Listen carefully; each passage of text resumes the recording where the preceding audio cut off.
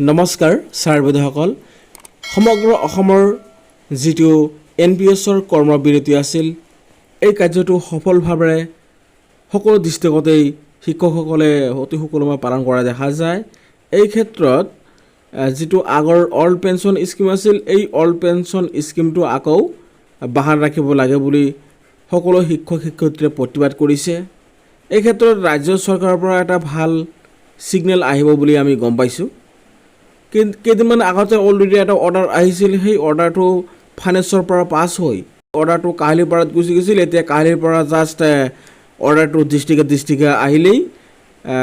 কামটো সাকসেসফুল হয় কিন্তু এই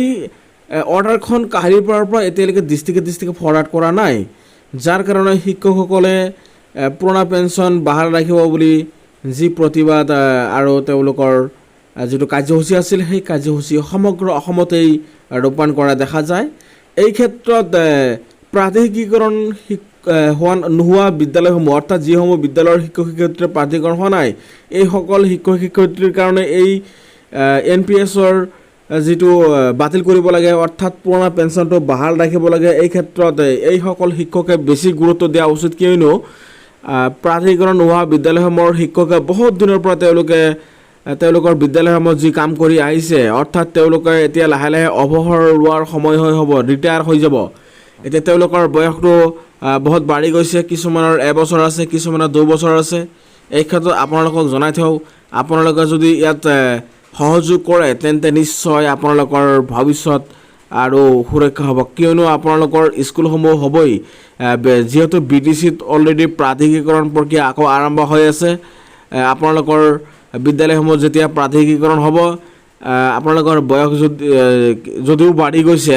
তেতিয়া আপোনালোকৰ যদি কোনোবাই 1 মাহ বা 1 সপ্তাহ আৰু কোনোবাই যদি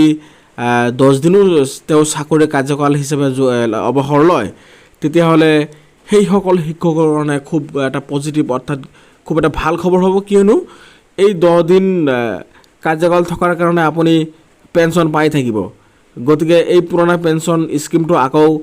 বাহাল ৰাখিব লাগে বুলি আপোনালোকে সকলো শিক্ষকৰ লগত সহযোগ কৰাটো খুব গুৰুত্বপূৰ্ণ গতিকে আপোনালোকক এই চেনেলটোৰ জৰিয়তে সদায় এডুকেশ্যনেল ইনফৰমেশ্যনসমূহ আৰু আপডেটসমূহ